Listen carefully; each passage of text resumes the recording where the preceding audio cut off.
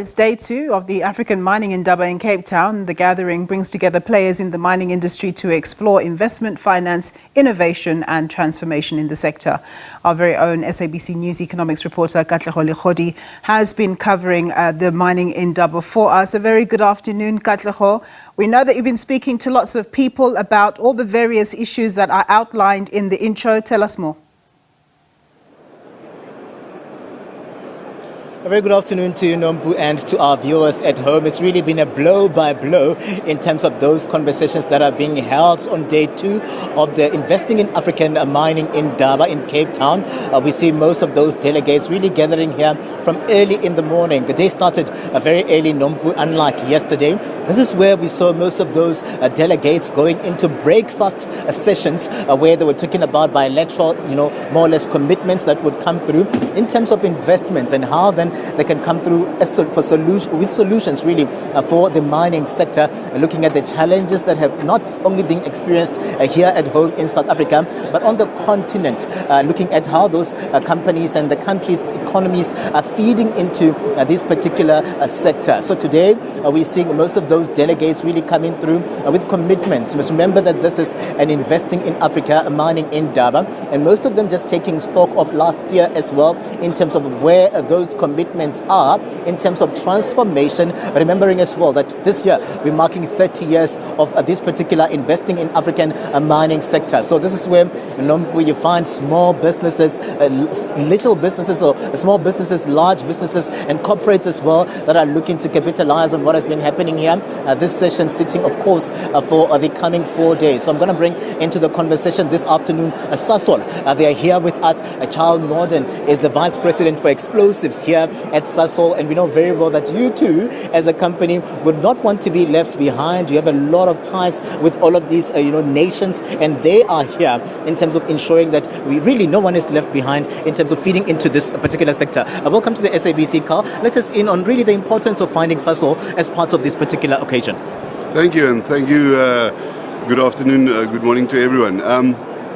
Sasol, as a proudly South African company and as a major petrochemical company, obviously plays an important role in South African economy, and that's why we need to be here. Mining is a big part of South Africa, and explosives, as you said, commercial explosives, mainly into the South African mining sector. So this is one of those don't miss conferences for us, to showcase what we do, to speak to our customers, and to listen to all the new deals that are being made. I mean, you are in the explosive sector of the entity, and we know very well that mines and these facilities are not exempted from all of these challenges, explosives, and the risks that pertain to those people going underground, the miners. Maybe give us a sense of what you've picked up as Sasol in terms of a sticking point where explosives are concerned, and how can we then use this particular conference here to capitalize and ensure that we intervene where those explosions underground are concerned.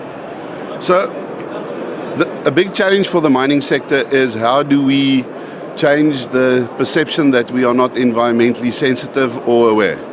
And so part of us supplying the mines and supporting the mines, and then the explosives specifically, is how do we actually show that we are doing everything we can do to make our manufacturing of explosives more environmentally friendly.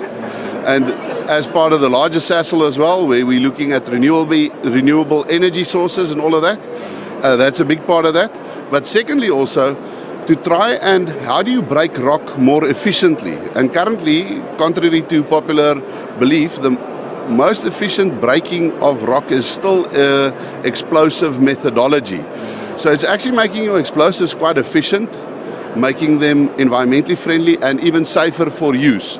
And it is good to see that if you look at the long history in mining, explosive-related incidents and accidents and people getting injured due to irresponsible use of explosive is on the down. And so part of that, we are very proud to be part of that more environmentally and safer use of explosives in the mines.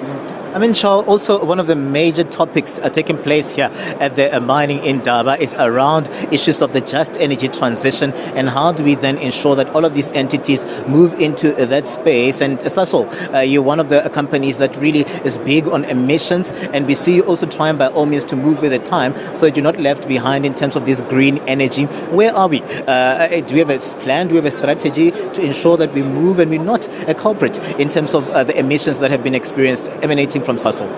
So obviously, and you've mentioned that Sasol has got a very significant environmental footprint, and Sasol is on record with our plans for a 30% reduction over time.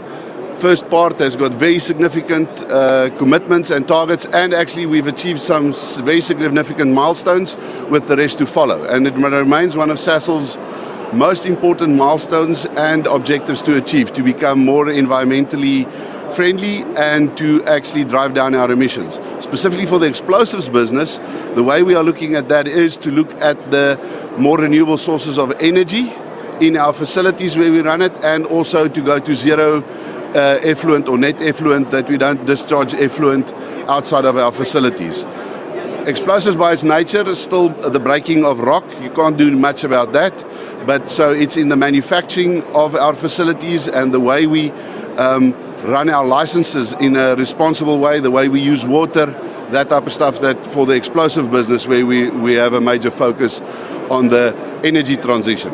And being just, if you involve your communities, fence lines communities, and you involve your employees in terms of sustainable jobs, that's where the equitable part of that comes in.